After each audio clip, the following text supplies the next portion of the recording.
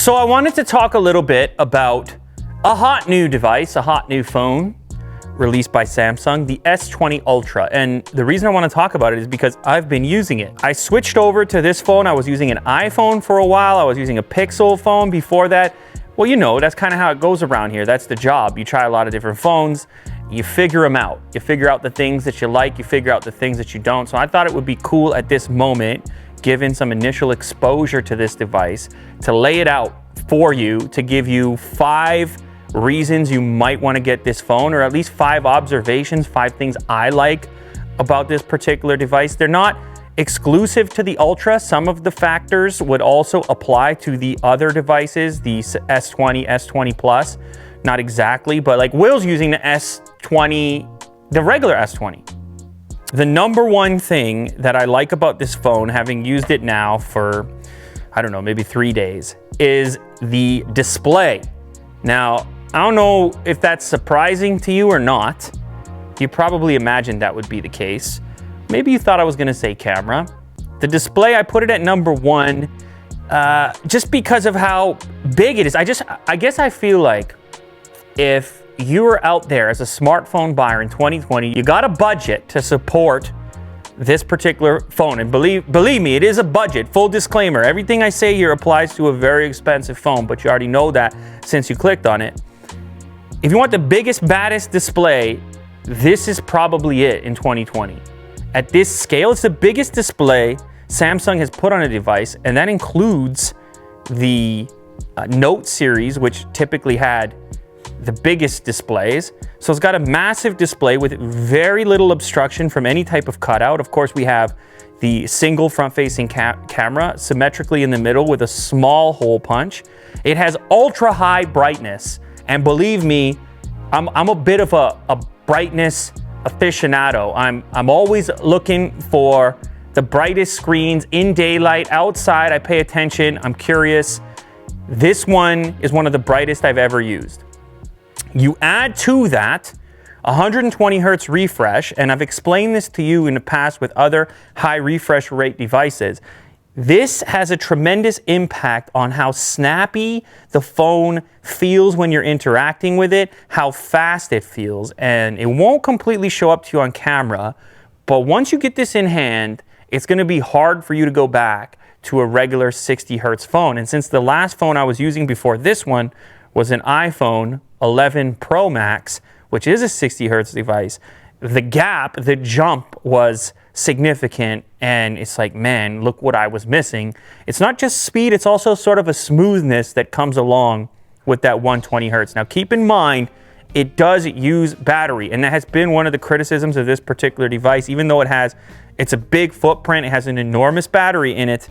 At 120 hertz, if you're watching a lot of video, you're moving around a lot, you're playing games, something like this, you can drain it. It is possible. So just keep that in mind. If you want better battery life, you can toggle back the 120 hertz. But you know me, it's like max brightness, 120 hertz. I want to experience the Ultra in Ultra format. If you care about the DisplayMate stuff, they took a look at this screen and basically ranked it up at the top tier. So you put together the resolution, the size, the 120 hertz refresh, Samsung's history and delivery of OLED displays, the tiny little hole punch. You just add it all up, the high brightness, and I think you probably have the most compelling display, if we're strictly talking displays, maybe on any smartphone right now. This all depends on whether or not you're in the market for the biggest, baddest display, because it is a huge phone.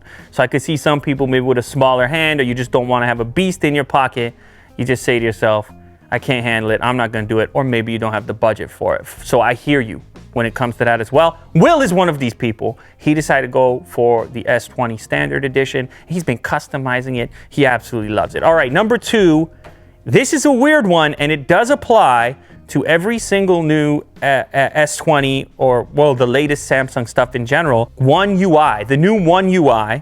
This is crazy. I can't imagine myself saying this, in fact, because you guys have heard me on here before. I've been a huge proponent of the stock Android experience, the Pixel Android experience, the Android experience the way that Google intended it. This is one of those rare circumstances where I feel like Samsung has actually made an improvement, and that improvement applies specifically to this Ultra model because of how big it is. So Samsung thought a lot about one-handed usage, and as you can see, I can drag from this point in the screen and get my drop down. If I go up to the settings area here, I can grab from anywhere and bring it down into a more reachable location. Now, this is my left hand, so the grip is a bit more abnormal, but this is especially important on a really big phone, that there's thought that went into how are you going to use this thing with one hand, and are there software improvements we can make that are going to make your life a bit easier. Now, this same thing follows through to Samsung apps and settings. So the default would be sort of like this, but what if I have to reach connections in one hand? Like, check it out. Right now I can reach it, but the default would stick it at the top, making it further away from me. This matters on a device that's this massive. The whole thing is pretty clean. There's a dark mode baked in. It's snappy, it's not a heavy skin. So it's kind of crazy. I'm sitting here using One UI instead of an alternate browser in 2020. That should go to show you, from a guy who's been on the vanilla experience and talking about it for so long, that's meaningful. Now keep in mind that particular point applies to any of the latest Samsung devices and not just the Ultra model. And it's kind of surprising. I put it at number 2, but I don't know, I feel like it deserves to be talked about. It's a differentiating factor that Samsung has if you were cross-shopping this against something that was a non-Samsung flagship device. All right, the next one, this stood out to me right away considering the last Samsung device that I used would have been back in the S10 days. They got rid of the dedicated Bixby button, which to me was an annoyance on the previous models. Now, I know eventually you could map these things, those buttons, to do alternate things, but I just hated the idea of having this feature forced upon me when, you know, I'm a Google Assistant guy. I like to use Google Assistant. Bixby was never a replacement to Google Assistant for me, so I didn't want this button reminding me that Samsung was wishing and hoping that I would be using Bixby.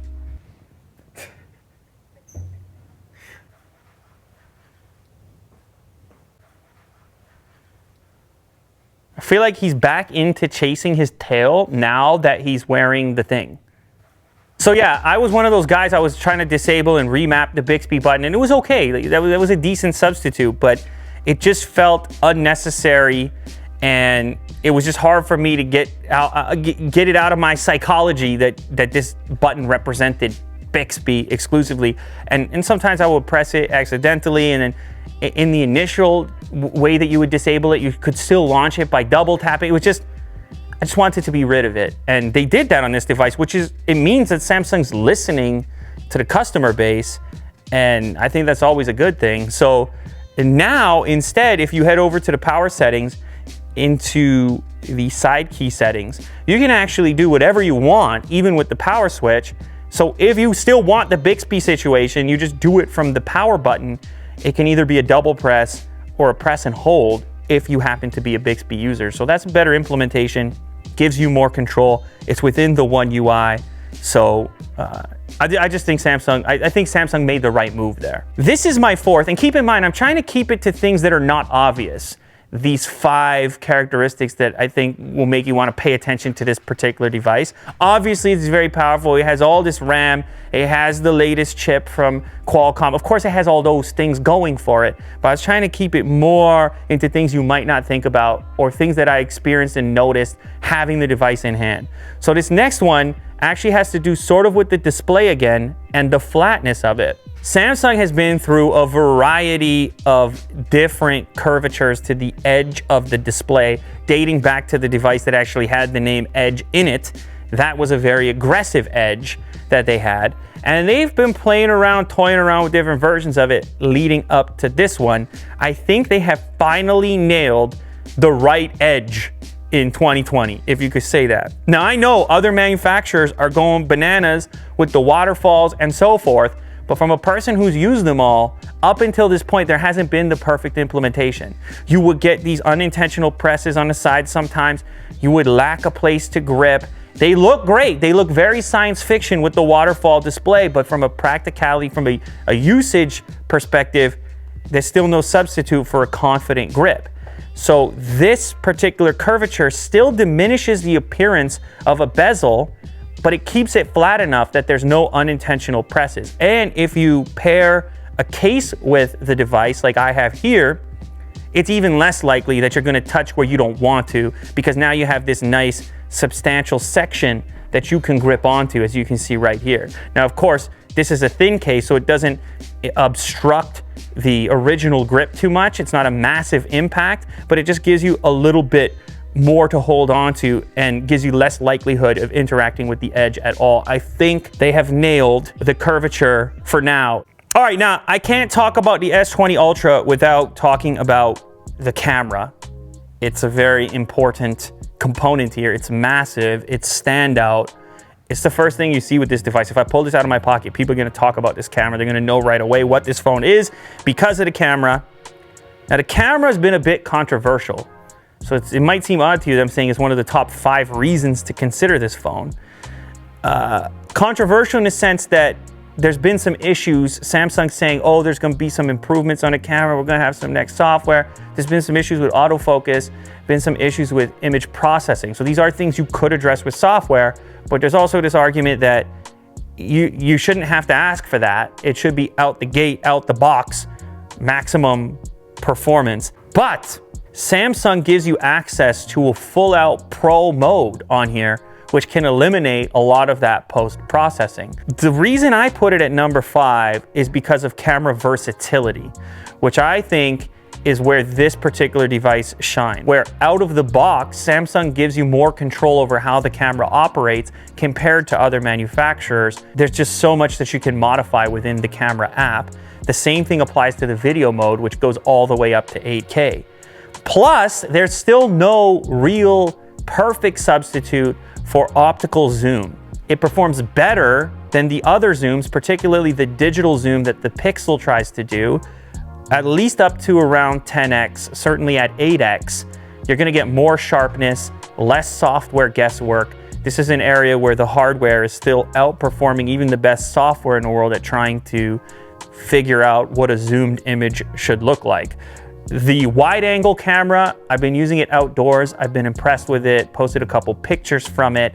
So the selfie camera is also very good. So that's why I decided to title it Camera Versatility. It's a mixture of the available settings, the various video formats, stuff in there that you may never use, but that you have access to if you want to dive into it in an ultra model phone. As far as the autofocus stuff and the image processing stuff, we're gonna have to wait and see how Samsung addresses it. If upcoming software can improve it, it probably can, but just keep in mind that it may progress or change over time.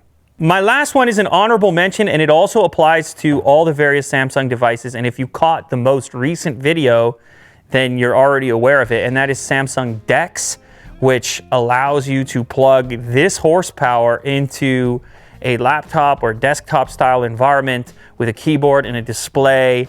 And I haven't experimented with it before, and it actually turns out to be a totally usable thing. It's surprisingly powerful and fluid, and I can see a lot of people in the future transitioning to a workflow like that. Other manufacturers haven't progressed in this space very much. Huawei has their thing, then you have Samsung with DeX, and then pretty much no one else is there yet, or they're currently working on it. So it's a nice advantage if you're going to invest in a very expensive flagship device to know that you could have the option of plugging this into a dock, getting a keyboard and mouse and monitor experience, or a laptop style experience if you need to do more work, type a document, and so forth. And again, advantage for Samsung. So that's 5 points plus 1 extra, the honorable mention with DeX. Will, is there anything you want to add? You've been using the S20. What is your one favorite thing, one reason why a person should get an S20 series device? The 120 refresh rate. Oh, okay. I think that makes such a big difference. The display. Yeah, I mean, like, it's so smooth. Yeah. There's no lag whatsoever for this. So yeah, I appreciate something like that. You're going to feel like you've kind of progressed into the next era of smartphone displays, maybe even more so than resolution, maybe even more so than the advancement to OLED. The refresh has just had a really weird impact on how you perceive the snappiness of your phone, the responsiveness, because of the touch input, the way we interact with phones, that instant following of your finger, it gives the device more life. It feels more responsive to you. This all sounds very extreme and very personal and intimate, and that's because it is. So that's 5 reasons and an honorable mention for me that you might want to get the Samsung Galaxy S20 Ultra. And that's 1 reason from Will to get an S20 series in general. It's a moment. You're gonna have a moment.